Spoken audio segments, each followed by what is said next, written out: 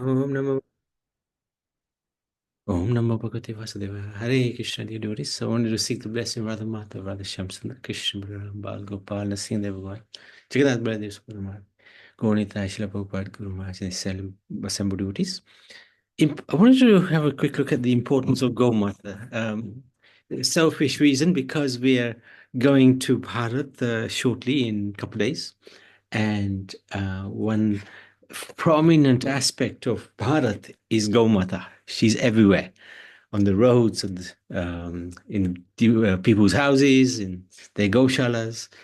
And it's such a fantastic opportunity to feed, serve the Gaumatas, because in the West we never see Gaumata, but there we are able to see, and it's easy to obtain feed in order to serve them. So, why do we serve them? Well, there are seven mothers. The seven mothers are listed in a verse by Chanakya Pandit, which was quoted by Srila Prabhupada. Atma Mata Guru Patni Brahmani Raga Patnika Dhenu Datri Tatha Prithvi Saptaita Matara Smita. One's own mother is obviously the mother. Wife of the Guru, Guru Mata. Wife of the Brahman, wife of the king, the earth, the nurse, and finally, Gaumata, mother cow. Among saintly Brahmins, this is in Srimad Bhagavatam, I am Brigamuni and I am Manu among saintly kings. I am Nardmuni among saintly demigods. I am Kamadhenu amongst cows. So this is the body of Gaumata. Is all the demigods, all 33 crore of them are in the body of the Gaumata. Lakshmi ji, I think, is towards the back of Gaumata. And here we have Brahma, Vishnu, Shiva as well, who is part of the head, the horns, like that. So very important. Gaumata is so important. The Vedic literature state that all the cows of this world are descendants of Kamadhenu or Surabhi, who is the mother of all cows. I think Bhagavad Gita also Krishna says, I am Surabhi. Kamadhenu is a miraculous cow of plenty, who resides in the spiritual world, provides whatever is desired. It's not just milk. In the spiritual world, the Gaumata there will provide anything we want. Even in this world, in fact, she will provide anything we want. And the example is the Kamadhenu that was in the custody of Vashishta Muni. One time Vishwamitra came with his army, and this incredible Gaumata produced a magnificent feast for the whole army, not just milk. And Vishwamitra got very envious, and he wanted that Gaumata. This is another story. I worship Govind. This is a verse in the Brahma Samhita. I worship Govinda, the primeval Lord, the first progenitor who is tending the cows. Tending the cows. That's his job. That's his dharma. Even the Lord has a dharma, looking after cows, yielding all desires in abodes built with spiritual gems, surrounded by millions of purpose trees, always served with great reverence and affection by hundreds and thousands of Lakshmis or Gopis. Kamadhenu manifest on earth during the churning of the cosmic ocean. So Gaumata appeared at this time, Kamadhenu. And later on, she was gifted to Vashish, and then later on to Pashuram, like that. She was presented to the seven sages by the demigods, and in due course of time came into the possession of sage Vashishta. Simply by saluting the cow, one gains all dharma and wealth. The cow is worth being worshipped by all. Kamdenu. All that is sacred can be found in the cow. The 330 million, that's 33 crore devatas reside in the body of the Kamadhenu. The four legs of the cow symbolize the four Vedas and the four pillars of religion: austerity, cleanliness, compassion, truthfulness. The Teats are the four goals of human life: karma, desire; art, um, artha, prosperity; dharma, duty; moksha, liberation. The sun is exemplified by the face, as is the moon. So the face of the Gaumata. The shoulders are a symbol of Agni, the god of fire. Her horns are Brahma. The horns are Brahma, the tip; Vishnu, the middle; and Shiva, the base. Her eyes are the sun and the moon. Lakshmi resides in her dung. Gomaya vasate Lakshmi. Of the 8.4 million species, only cow's dung is pure. Very interesting. Kamadhenu exists in 5 forms: Nanda, Sunanda, Surabhi, Sumanna, Shushila. Other names such as Sabala or Matrika are there. And just like her daughter Nandini, Kamadhenu could grant a wish to any true seeker. One should offer obeisances to circumambulate the Gaumata. By doing so, it is like one has circumambulated the entire earth with the 7 islands. This is from Gau Upanishad. Was Krishna's relationship with cows? In his original form in the spiritual world, Krishna is a cowherd boy. In the agricultural community of Golok, Golok means the planet of cows, Vrindavan, where he keeps unlimited transcendental Surabhi cows. Cows and Krishna have always been together. When he descends to earth 5,000 years ago, Krishna brought a replica of Vrindavan with him, and he spent his childhood tending cows and calves while playing in the pastime pasturing grounds with his friends. His example shows the importance of cows to human society, the practical benefits of caring for them, and the advantage of an agrarian economy based on cooperation between man and cows. In fact, the duty of the Vaish is to look after and protect the cows. That's the main duty. So in the Srimad Bhagavatam, Krishna is described what he does regarding cows. Now Krishna is standing somewhere counting his cows on a string of gems. He wears a garland of tulsi flowers that bear the fragrance of his beloved, and he has thrown his arm over the shoulder of an affectionate cowherd boyfriend. As Krishna plays his flute and sings, the music attracts the black deer's wives, who approach that ocean of transcendental qualities and sit down beside him. Just like cowherd girls, they have given up all hope for happiness in family life. And then in the purport, Prabhupada explains, Srila Jiva Goswami explains that in the afternoon, Sri Krishna dresses himself in new clothing and then went out to call the cows home. Srila Vishwanath Chakravarti gives the following information about the transcendental cows of Vrindavan. For each of the 4 colors of cows, white, red, black, and yellow, there are 25 subdivisions, making a total of 100 colors. And such qualities as being colored like sandalwood pulp, tilak, speckled, or having a head shaped like a madanga drum, creates 8 further groups. To count these 108 groups of cows, distinguished by color and form, Krishna is using a string of 108 jeweled beads. Thus, when Krishna calls out, "Hey, Davali," the name of the white cow, a whole group of white cows come forward. When he calls Hamsi, Chandini, Ganga, Mukta, and so on, the 24 other groups of white cows come. The reddish cows are called Aruni, Kumkum,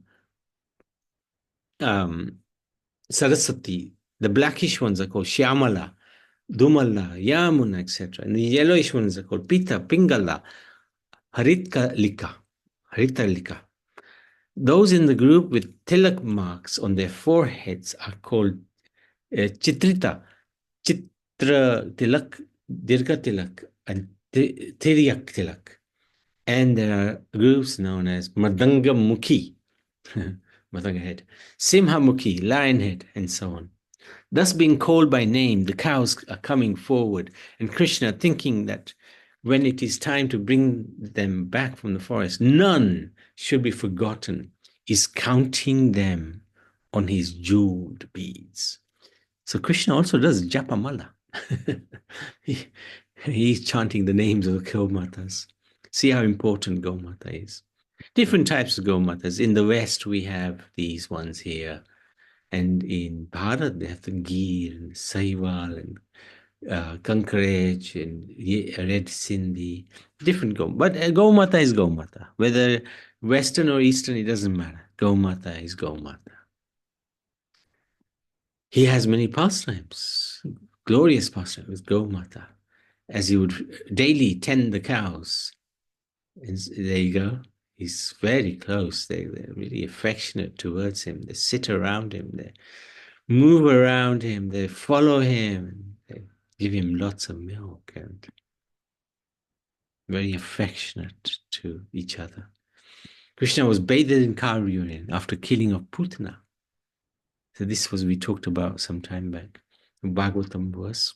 The child was thoroughly washed with cow urine and then smeared with dust raised by the movements of the cows. Then different names of the Lord were applied with cow dung on 12 different parts of his body, just like we apply tilak, beginning with the forehead as done in applying tilak. In this way, the child was given protection.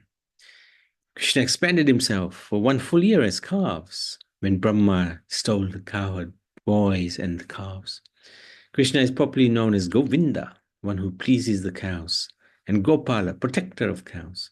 Krishna's name of Govinda was given by Indra or Surabhi as well when Indra, was given when Indra tried to harm the Bijbasis by Surabhi. The cows would love to hear Krishna call out their names. So sometimes they run away because they wanted to hear their name called out by Krishna. And he would call them out and they would come running. On Gopastami, Krishna grazed the cows for the first time. He wouldn't wear shoes because the Gaumatas don't wear shoes. He was 5 years, 2 months old when he first took out the Gaumata. And every Gaumata was really looking forward for Krishna to take him out. Krishna would perform arti to the Gaumatas every day. Only Krishna and cows wear peacock feathers on their heads. There you go. Peacock feather there. Krishna's got peacock feather. And he's doing arti. He's worshipping Gaumata. The supreme personality of Godhead, who's worshipped by the whole world, is worshipping Gaumata. Isn't that extraordinary? This is a phenomenal verse. Namo Brahmaya Devaya Go Brahmanitaya Chajakadithaya Krishnaya Govindaya Gopi Govindaya Namo Namah. My Lord, you are the well-wisher of the cows and the Brahmins. You are the well-wisher of the entire human society and world.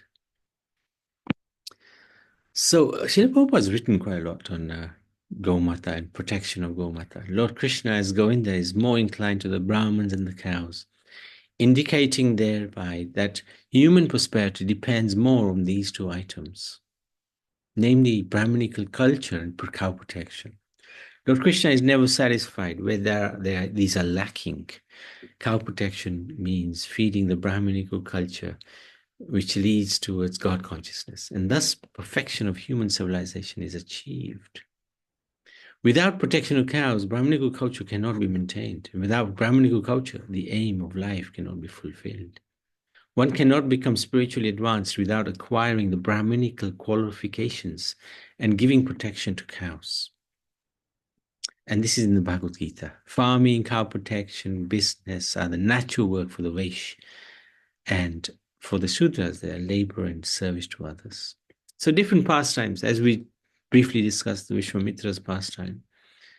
Guru Maharaj loved Gaumata and he dedicated a vast part of his life to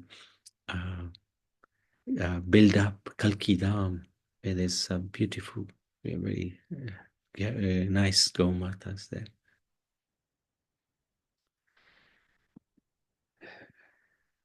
Now, status of Gaumata is important as citizens. It is also significant that Vasudev inquired about the welfare of Nand Maharaj's animals. The animals, especially the cows, were protected exactly in the manner of one's children. Vasudeva was a Kshatriya, Nand Maharaj was a Vaishya. It is a duty of the Kshatriya to give protection to the citizens of mankind, and it is a duty of Vaishya to give protection to the cows. The cows are as important as the citizens. Just as human citizens should be given all kinds of protection, so the cows should be given full protection. This is from the Krishna book, Volume 1, Chapter 5. So they also have very strong feelings. Gaumata is treated as part of the family. The bull is considered the father of the society. He helps in farming and producing grains, while the cow is regarded as the mother, as she produces milk, which nourishes the family. So in 2017, neuroscientists Lori Marino and Christine Allen produced a paper called Psychology of Cows, which explains cows are bright and emotional individuals. Farmers often read how cows reciprocate with them with love and affection. Many wonder why Vedic and Vaishnav cultures especially stress cow protection. And the philosophical reason is simple. Cow is considered one of our mothers, as she gives us her milk, thus nurtures our health and well-being. Just as no civilized person would injure or kill their mother, the Vedas teach that to take milk from the cow and to kill her is the same as killing one's own mother. Similarly, the bull is considered like the father because the bull traditionally helps in the tilling of the fields and is thus to be respected. Cows and bulls also produce dung and urine, which is valuable as fertilizer, compost, medicines, cleaning products, biogas, fuel. In Goshalas, there are shelters in barns wherein they are fed with healthy staple and are taken care of. So very important to protect Gaumatas. Walls of cows are covered with cow dung to ward off insects. Yagya are also covered with cow dung to make them auspicious. Chaitanya Mahaprabhu, in his previous incarnation, he gave protection to the cows. This is in the he states that in his previous incarnation, as Krishna. In my last birth, I was born in a family of cowherd men. I gave protection to the cows and calves. Because of such pious activities, I have now become the son of a Brahmin. This is the humility of God. We should not mistaken this humility for him being an ordinary person. He's not. He's the Supreme Lord. Lord Chaitanya describes a horrific future of such living entities to Chandakazi. Cow killers and cow eaters are condemned to rot in hellish condition of life for as many thousands of years as there are hairs on the body of each cow they eat. My goodness. How many hairs on a Gaumata? Countless. And this is really incredible picture.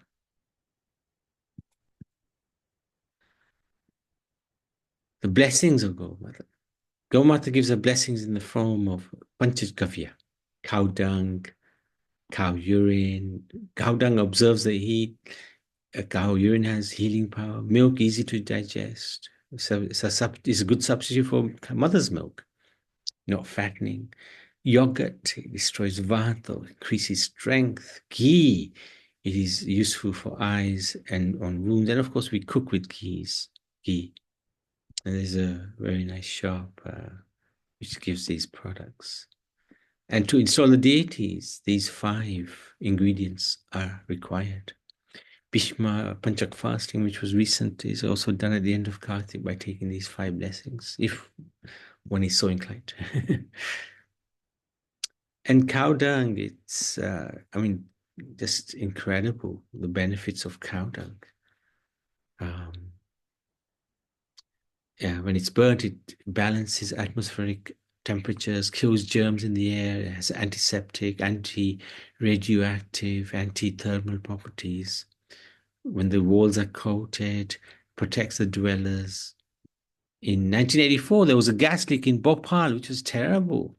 Killed more than 20,000 people. Those living in houses with cow dung coated walls were not affected.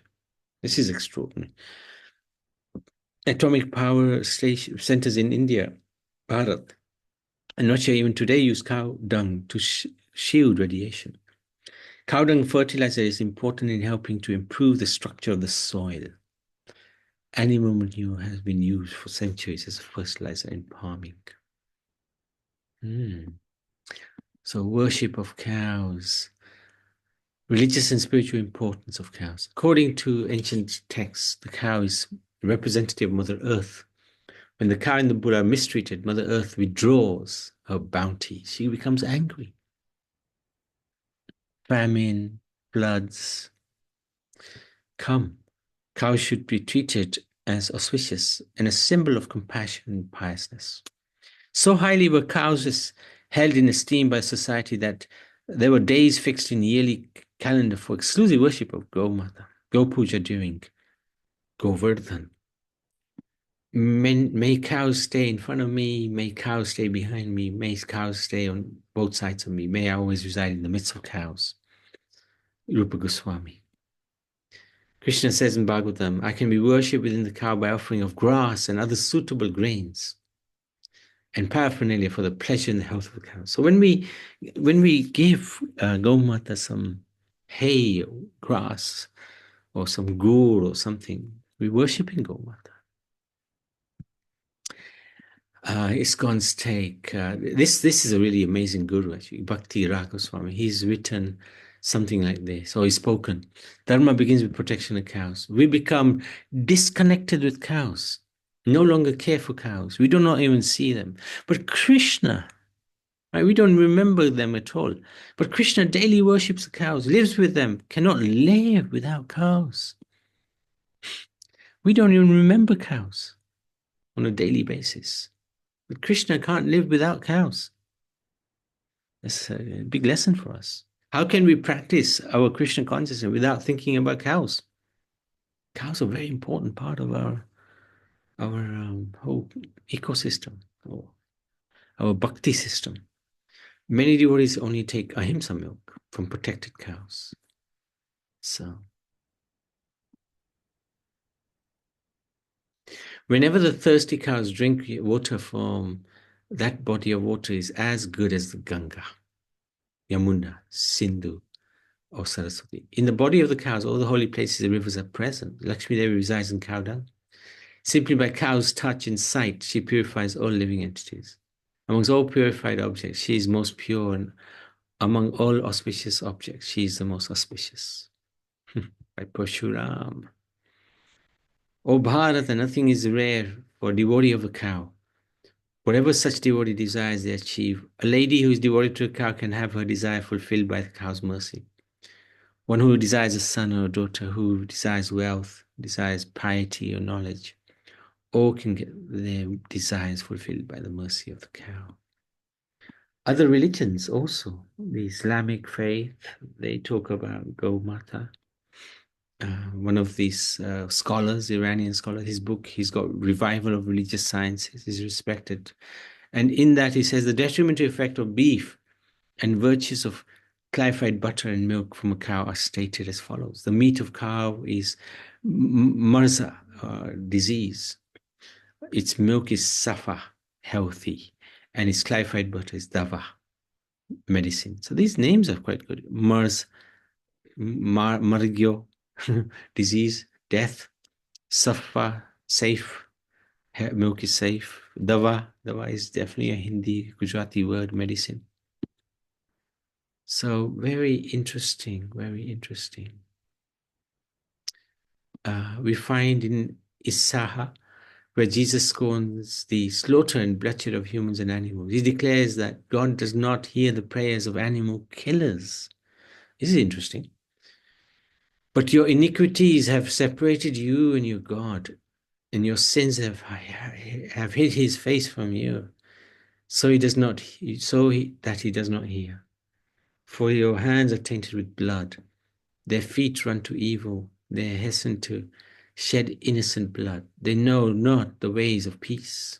Isaiah also laments that he saw joy and merrymaking, slaughtering of cattle and killing of sheep, eating of meat, drinking of wine, as you thought, let us eat and drink, for tomorrow we die. Also, he says, he that killeth an ox is as if he slew a man. Wow. The steam of meat darkens the light of the spirit. One can hardly have virtue if one enjoys meat meals and feasts. And there's an African tribe who actually dedicate their lives to Gaumata. It's really quite interesting. They they they they they really look after Gaumata like anything. But the scale of the horror around the world is terrible. So many Gaumatas, 300 million, 800,000 are killed every day. And I don't know if this is still true, but at one point, Bharat was a big exporter of beef. How crazy is that? Crazy is that? And then, of course, there's all sorts of crazy diseases that come out of this. So we should become aware, make others aware, adopt a cow, buy a cow, give to a goshala, or provide a feed for them. Luckily, in Govardhan or in Vrindavan, we support goshalas. Uh, Perhaps become or abstain from milk if you can. Although offering of milk to the Lord is very important. He loves milk, and also it will benefit the Gaumata. Should we become vegans? Not necessarily. Prabhupada was aware of the slaughter industry, but did not stop the offering of and taking of ordinary milk. At least by offering the milk to the Lord, the mistreated Gaumata will get the fortune of seva to the Supreme Lord. Instead, he wanted cow protection, which includes the bull to be also protected. So that's where I wanted to stop. Um, any questions, any comments? Okay, we can stop Oh, there. Yes, the one about what, which is linked to Jesus Christ. I didn't quite understand that. which one was How that? it, the one about Jesus Christ. Yeah, because he's saying, it's very interesting what he's saying actually. Let me just dig it out again. Yeah. Which one? Which one was the difficult one to understand? This one or this one? He's saying basically, if you're an animal killer, you've become separated. Your realities become separated from the Supreme Lord. The sins are hiding his face, God's face from him, from the person. And you can't hear the Supreme Lord. The hands are stained with blood. Hmm. The feet run to evil. They hasten to shed innocent blood. They do not know ways of peace. Is that the one you're talking about? Yes, yes, but that's not the page that's on the screen now. Yeah. Um, yeah, but so that's what Jesus Christ said, is it? Apparently, yeah. I haven't come across this, but it must be in there in the must be in the Bible, I presume. So how come the Christians or people who pray to Jesus, they still eat cow, don't they? Oh, big time. Yeah. And Jesus wasn't just talking about Gaumata, he was just talking about animals generally, cattle, Okay. sheep. But yeah, that's right. And even the drinking of wine. But Maya is so strong. They perhaps hide or misinterpret what's been written in the Bible. It says, "Thou shalt not kill," but they're Yeah, referring that to just humans. It doesn't say, "Thou shalt not murder." It says, "Thou shalt not kill anything." So, yeah, but the interpretation is, unfortunate. And then there's the Old Testament, there's the New Testament. Things have probably been drastically changed so that people can enjoy, like eating, yeah. It drinking. suits their way of life. Yeah, it's become their way of life. So Yeah. Jesus was a vegetarian then.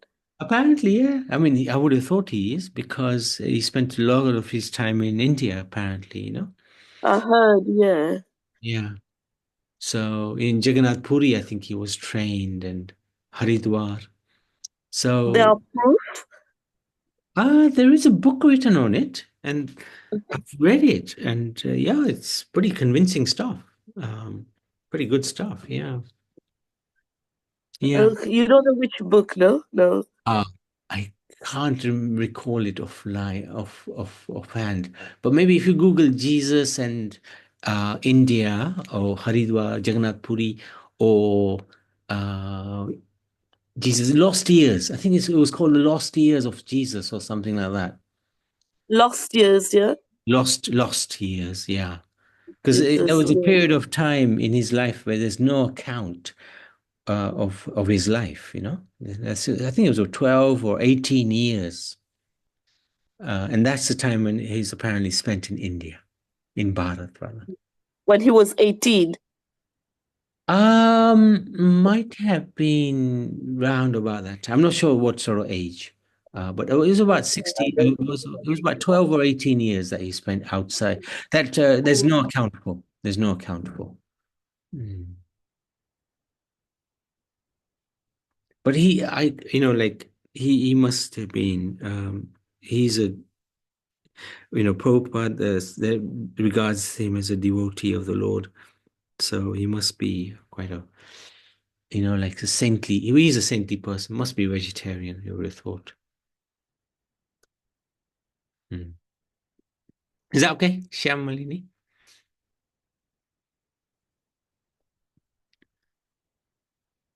Anybody else? Anything else? Okay, let's make a stop. Hare Krishna, everybody. Thank you.